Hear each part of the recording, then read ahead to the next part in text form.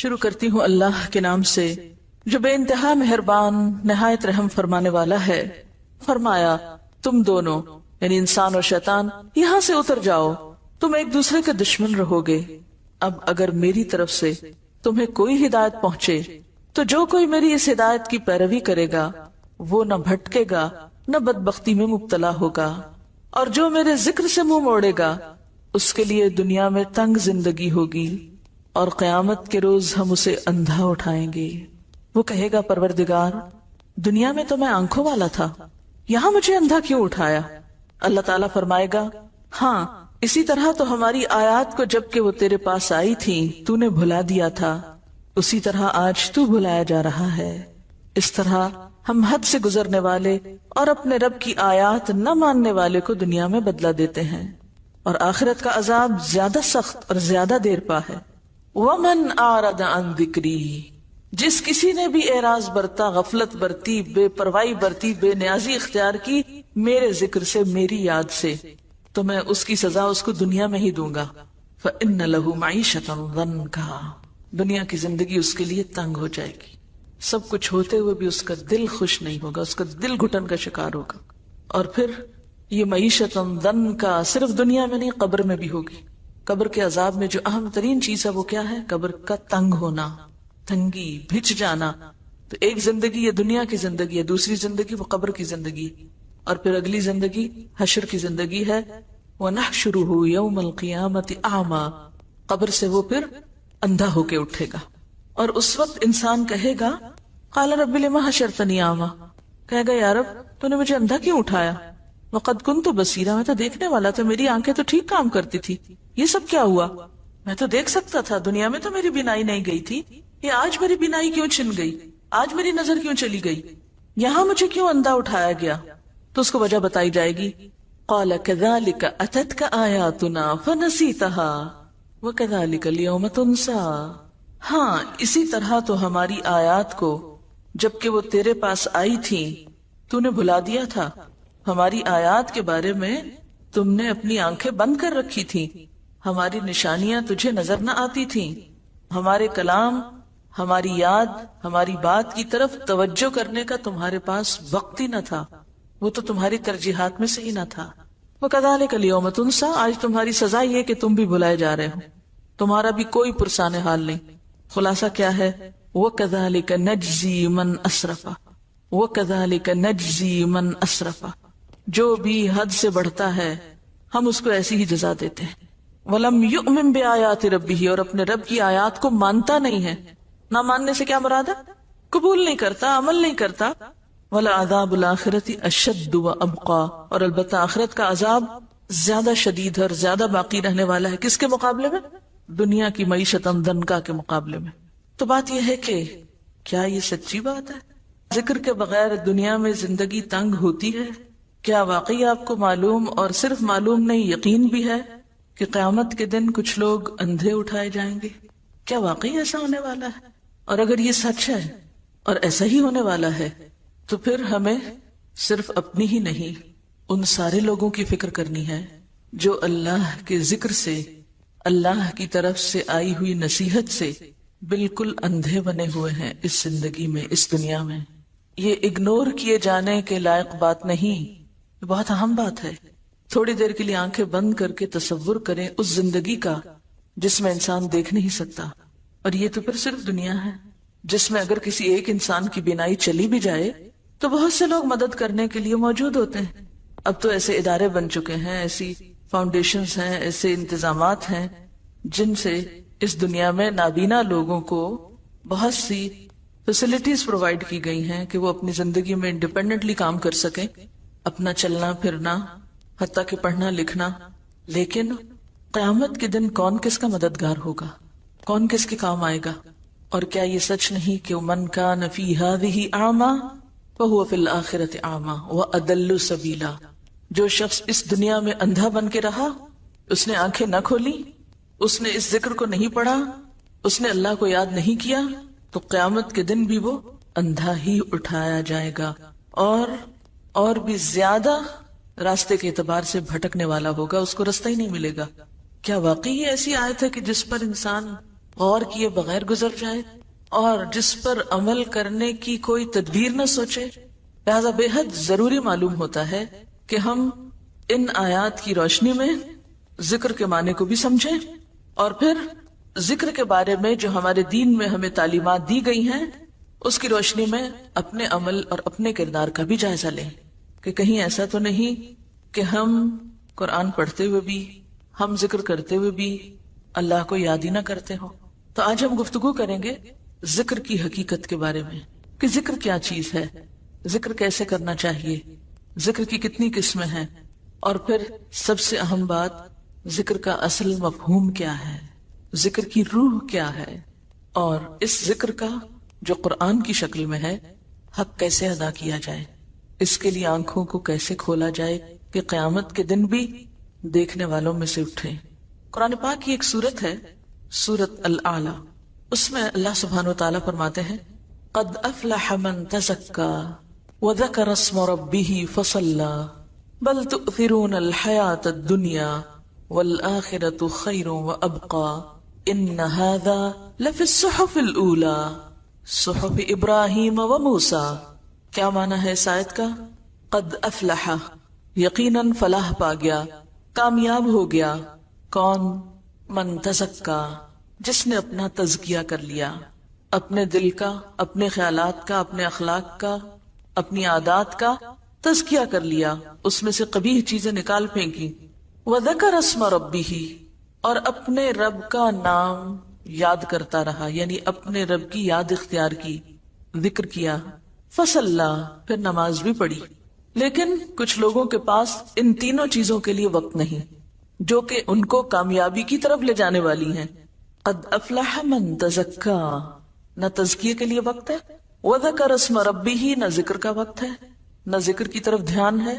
فصلی، اور نہ نماز ہی کی طرف توجہ ہے. کیوں؟ اس لیے کہ بل تؤثرون الحیاۃ الدنیا، بلکہ تم دنیا کی زندگی کو ترجیح دیتے ہو. دنیا کی محبت کی وجہ سے تم اپنے ان فرائض کو بھولے ہوئے ہو جن پر تمہاری کامیابی کا انحصار ہے. والآخرۃ خیر وابقی، اور تمہیں یہ بھی بھول گیا کہ آخرت زیادہ اچھی جگہ ہے اور زیادہ باقی رہنے والی ہے.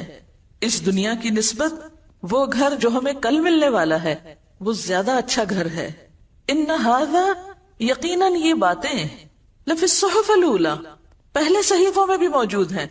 اس سے کیا پتہ چلتا ہے کہ کامیابی کے یہ اصول ابدی ہیں. ابدی کا کیا معنی ہوتا ہے؟ ہمیشہ سے، ان میں کوئی شک نہیں. ہر دور میں یہی باتیں پیغمبرانہ تعلیم کا حصہ رہی ہیں، اور خاص طور پر صحف ابراہیم و موسیٰ، ابراہیم اور موسیٰ علیہ السلام کی تعلیمات، ان کی کتابوں اور ان کے صحیفوں میں بھی یہی باتیں تھی. یعنی ساری تعلیمات کا نچوڑ یہی ہے. تو گویا دین کی تعلیم یہی ہے. پہلی چیز کہ تزکیہ نفس ہو، تزکیہ قلب ہو، تزکیہ اخلاق ہو. کس لیے یہ ساری صفائی، یہ اہتمام؟ آپ گھروں کی صفائی کیوں کرتے ہیں؟ ڈیکوریشن کیوں کرتے ہیں؟ ہر چیز کو کیوں تیار کرتے ہیں؟ کسی خاص مہمان نے آنا ہوتا ہے. دلوں کا تزکیہ کس لیے؟ کہ یہ دل اللہ کے لیے بنے ہیں. اس میں ہمیں سب سے محبوب ترین چیز کو یہاں مقام دینا ہے. تو یہاں سب سے محبوب ترین ہستی اللہ رب العزت کی ذات، یہ دل تو اس کے لیے. اتنی قیمتی چیز، اتنی قیمتی جگہ، یہ دنیا کی ٹھیکریوں کے لیے تو نہیں ہے، دنیا کی حقیر چیزوں کے لیے تو نہیں ہے کہ ان کو یہاں بسا لیں. اس دل میں تو رب کی یاد ہونی چاہیے. جب تزکیہ ہوتا ہے اور رب دل میں آتا ہے تو پھر ہو نہیں سکتا کہ ہر دم رب کا نام اور رب کی یاد اور رب کا ذکر نہ ہو.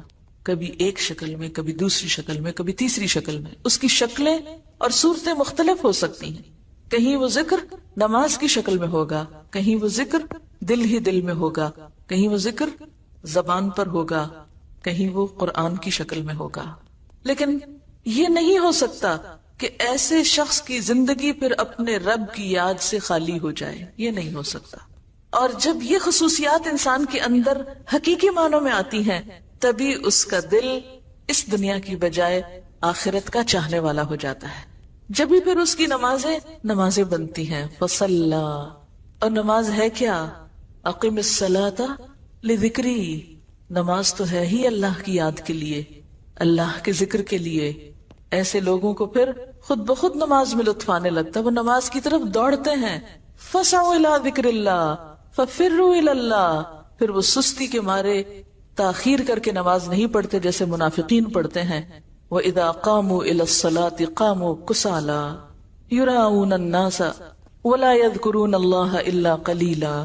پھر ان کی زندگیوں میں ایک واضح چینج نظر آتا ہے، واضح تبدیلی نظر آتی ہے کہ وہ ہر چیز سے بڑھ کر پھر نماز کی فکر کرنے والے بن جاتے ہیں، کیونکہ نماز ذکر کی اعلیٰ ترین شکل ہے. اقیم الصلاۃ لذکری، نماز قائم کرنے کا تو مقصد ہی اللہ کو یاد کرنا ہے. آپ این دنیا کے کاموں میں ڈوبے ہوئے ہوں، سب چھوڑ کر اللہ کے دربار میں پہنچ جاتے ہیں. یہ کس بات کا اظہار ہے؟ اللہ سے محبت کا اظہار ہے. پھر کچھ یاد نہیں رہتا، پھر کوئی چیز اہم نہیں رہتی، غم ہو یا خوشی ہو، پھر ہر حال میں انسان اپنے رب ہی کی طرف دوڑتا ہے. فَسَعُوا إِلَىٰ ذِكْرِ اللَّهِ وَذَرُوا الْبَيْعَ، پھر دنیا کی تجارت اور خرید و فروخت چھوڑ دیتا ہے. تو بہرحال یہ وہ بنیادی تعلیمات ہیں جو تمام پیغمبرانہ صحیفوں میں ہیں، اور تمام انبیاء کا مقصد کیا تھا آنے کا کہ وہ انسانوں کو اللہ سے جوڑیں. کیونکہ ان آیات میں بھی کیا بتایا گیا؟ فَإِمَّا يَأْتِيَنَّكُم مِّنِّي هُدًى فَمَنِ اتَّبَعَ هُدَايَ. پہلے آپ دیکھیے جمع کا صیغہ استعمال کیا گیا کہ اگر تم سب کے پاس میری طرف سے ہدایت آئے، کیونکہ پیغمبر تو سب کے لیے ہوتے ہیں نا، اور خاص طور پر نبی صلی اللہ علیہ وسلم تو رحمت للعالمین ہیں. یا ایھا الناس انی رسول اللہ الیکم جمیعا وما ارسلناک الا کافۃ للناس، سارے انسانوں کے لیے. لیکن پھر سارے انسانوں میں سے جب عمل کا وقت آتا ہے تو ہر ایک کے لیے دین اپنی اپنی جگہ اہم ہو جاتا ہے. فمن، تو اب یہاں اکیلے اکیلے کی بات ہے، اور اتبع بھی سنگلر ہے. فمن اتبع، تو جس نے پیروی کی. یہ نہیں کہ میرا سارا خاندان پیروی کرتا رہے اور میں نہ کروں تو مجھے کوئی فائدہ نہیں. فمن اتبع، جس نے بھی پیروی کی، ہدایا، میری ہدایت کی، فلا یضل، تو وہ بھٹکے گا نہیں، گمراہ نہیں ہوگا، ولا یشقا، اور نہ مصیبت میں پڑے گا، نہ وہ بدبخت ہوگا. پھر بات آ جاتی انڈیویجولز پر، ایک ایک کو اپنا حساب دینا ہے، تنہا، اکیلے. اور پھر آگے بھی ومن اعرض عن ذکری، جس کسی نے بھی اعراض برتا، غفلت برتی، بے پرواہی برتی، بے نیازی اختیار کی میرے ذکر سے، میری یاد سے، تو میں اس کی سزا اس کو دنیا میں ہی دوں گا. اس کی سزا کا آغاز دنیا میں ہی کر دوں گا. کیا ہوگا؟ فإن له معیشة ضنکا، دنیا کی زندگی اس کے لیے تنگ ہو جائے گی، وہ گھٹن کا، ڈپریشن کا، پریشانیوں کا شکار ہو جائے گا. سب کچھ ہوتے ہوئے بھی اس کا دل خوش نہیں ہوگا، اس کا دل گھٹن کا شکار ہوگا. اور پھر یہ معیشت ضنکا صرف دنیا میں نہیں، قبر میں بھی ہوگی. قبر کے عذاب میں جو اہم ترین چیز ہے وہ کیا ہے؟ قبر کا تنگ ہونا، تنگی، بھچ جانا. نبی صلی اللہ علیہ وسلم جب عذاب قبر کے بارے میں سکھا اور سمجھا رہے تھے تو آپ نے اپنے دونوں ہاتھوں کو ایک دوسرے میں ڈال کے بتایا کہ قبر پھر اتنی تنگ ہوگی کہ ایک پسلی دوسرے میں یوں گھس جائے گی. تو ایک زندگی یہ دنیا کی زندگی ہے، دوسری زندگی وہ قبر کی زندگی ہے، اور پھر اگلی زندگی حشر کی زندگی ہے. وَنَحْشُرُهُ يَوْمَ الْقِيَامَةِ أَعْمَى، قبر سے وہ پھر اندھا ہو کے اٹھے گا. تو بات یہ ہے کہ اگر ذکر یا اللہ کی یاد ہماری کامیابی کے لیے ضروری ہے، دنیا کے سکون کے لیے بھی، کیونکہ الا بذکر اللہ تطمئن القلوب، سنو اللہ کے ذکر سے دل اطمینان پاتے ہیں.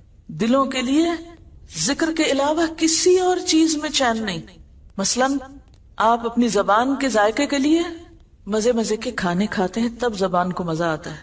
اگر آپ زبان پر اچھے کھانے کی بجائے سونے کی ڈلی رکھ دیں، ہیرے کا ٹکڑا رکھ دیں، کیا ہوگا؟ زبان کو مزہ نہیں آئے گا. ناک کا لطف کس میں ہے؟ ہماری قوت شامہ کا لطف کس میں ہے؟ اچھی خوشبو کے سونگنے میں. اگر آپ اس کے سامنے سونے چاندی کا ڈھیر رکھ دیں اور کہیں سونگو اس کو، تو اس کو تو کوئی مزہ نہیں آئے گا اس میں.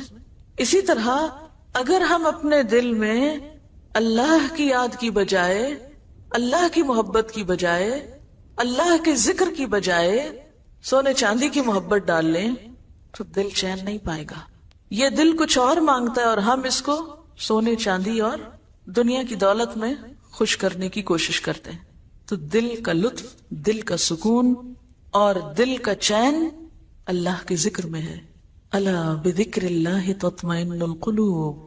اسی لیے ہم دیکھتے ہیں کہ تمام انبیاء نے اپنے اپنے لوگوں کو ذکر کی طرف متوجہ کیا، اور آج بھی دعوت دین دینے والوں کی، تعلیم دین کا کام کرنے والوں کی یہ بنیادی ذمہ داری ہے کہ لوگوں کو اس کی طرف متوجہ کریں. تو اس سلسلے میں ہم دیکھتے ہیں حضرت یحییٰ علیہ السلام کا قول. وہ اپنے لوگوں سے کہتے ہیں وَآمُرُكُمْ أَن تَذْكُرُوا اللَّهَ تَعَالَى. لوگوں میں تمہیں حکم دیتا ہوں، یعنی حکم ہے میرا کہ تم کیا کرو؟ اللہ کو یاد کرو. یعنی صرف مشورہ نہیں دیتا بلکہ حکم دیتا ہوں تم کو. اور ذکر کرنے والا دراصل دنیا کے فتنوں، دنیا کے غموں، دنیا کی پریشانیوں سے ایک محفوظ پناہ گاہ میں آ جاتا ہے، ہر طرح کے خطرات سے محفوظ ہو جاتا ہے، اندرونی بھی اور بیرونی بھی.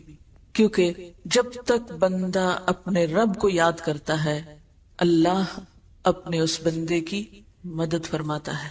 امام ابن القیم کہتے ہیں کہ ذکر کرنے والے کی مثال ایسے ہی ہے جیسے وہ شخص جس کے پیچھے جلدی سے دشمن چڑھ دوڑے. یعنی اس کے پیچھے کوئی دشمن لگا ہوا ہو. ذرا تصور کریں کہ کوئی پیچھے لگا ہوا آپ کے اور پکڑنے لگا آپ کو. کون ہے دشمن؟ کھلا دشمن، سب جانتے ہیں. کیا وہ کبھی کبھی پیچھے لگتا ہے؟ ہر وقت لگا ہوا ہے اور ہمیں پتہ ہی نہیں، اور ہم اس کا نشانہ بنے ہوئے ہیں، لٹ رہے ہیں اس کے ہاتھوں. تو فرمایا کہ وہ شخص جس کے پیچھے دشمن چڑھ دوڑے اور وہ بھاگتے بھاگتے بھاگتے جلدی سے کسی مضبوط قلعے میں داخل ہو کے اپنے آپ کو بچا لے. یعنی جیسے کوئی دشمن پیچھے آتا ہے تو انسان کیا کرتا ہے؟ جلدی سے کسی قلعے میں، کسی عمارت میں بند ہوتا ہے. تو عموماً آپ ذرا سوچیں، خدا نخواستہ کوئی گھر میں چور آ جائے تو آپ کیا کرنے کا سوچتے ہیں؟ کبھی کبھی آپ سوچتے ہیں نا اگر خدا نخواستہ یا چور آ گئے تو میں کیا کروں گی؟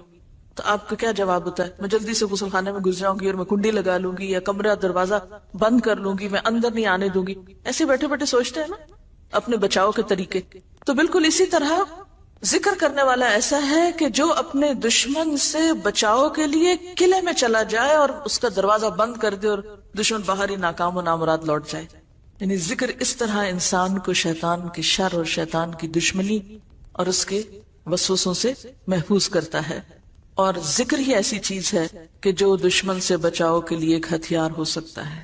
یہی ایک ذریعہ ہے، یہی ایک قلعہ ہے. لہذا کبھی بھی انسان اس سے غافل نہ ہونے پائے. ابن عباس کہتے ہیں شیطان ابن آدم کے دل پر چھاتی تان کے بیٹھا رہتا ہے، بالکل الرٹ. چھاتی تان کے بیٹھنے کا مطلب کیا ہے؟ بالکل الرٹ. امیجن کریں کہ آپ کا دشمن آپ کے دل پر کیسے بیٹھا ہے، جیسے کوئی حاضر باش فوجی ہو.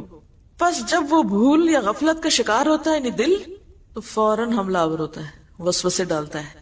اور پھر انسان جب ذکر کرنے لگتا ہے تو وسوسے رخصت ہونے لگتے ہیں. رسول اللہ صلی اللہ علیہ وسلم نے فرمایا ذکر الہی سے زیادہ انسان کے لیے کوئی چیز عذاب الہی سے نجات دینے والی نہیں. اب یہاں میں ذکر عام معنوں میں لے رہی ہوں جس میں سب طرح کے ذکر شامل ہو جاتے ہیں، ٹھیک ہے؟ یہ ذہن میں رہے. یہاں ذکر کی کوئی ایک خاص مخصوص شکل نہیں مراد، بلکہ اس سے مراد کیا ہے؟ اللہ کی یاد. کیونکہ آخر میں بتاؤں گی آپ کو کہ اللہ کی یاد کا مطلب کیا ہے.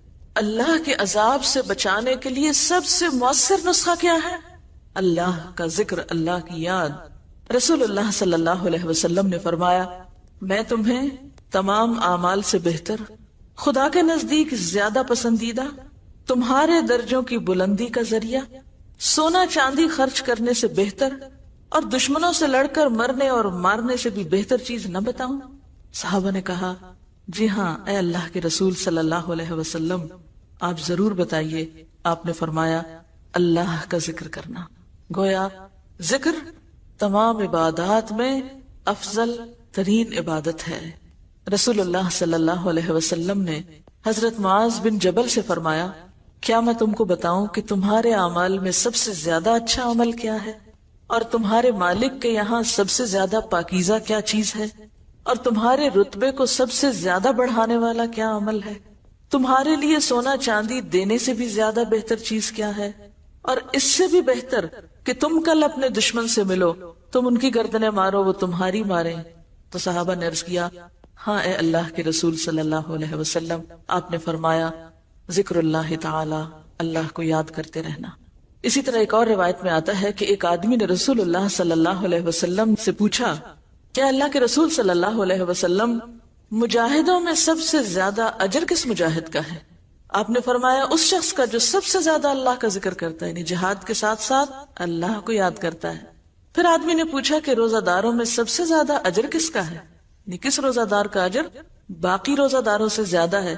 فرمایا اس شخص کا جو سب سے زیادہ اللہ کا ذکر کرنے والا ہے، یعنی روزہ رکھ کر ادھر ادھر کی لایانی باتیں کرنے کی بجائے زیادہ سے زیادہ اللہ کو یاد کرتا رہتا ہے۔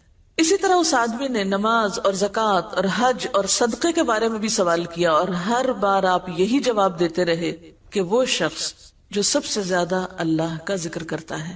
یہ سن کر حضرت ابوبکر نے حضرت عمر رضی اللہ تعالیٰ عنہ سے کہا، ذکر کرنے والے نیکی میں سب سے آگے بڑھ گئے، ذکر کرنے والے نیکی میں سب سے آگے نکل گئے۔ رسول اللہ صلی اللہ علیہ وسلم نے فرمایا، ہاں ایسا ہی ہے، واقعی بڑھ گئے۔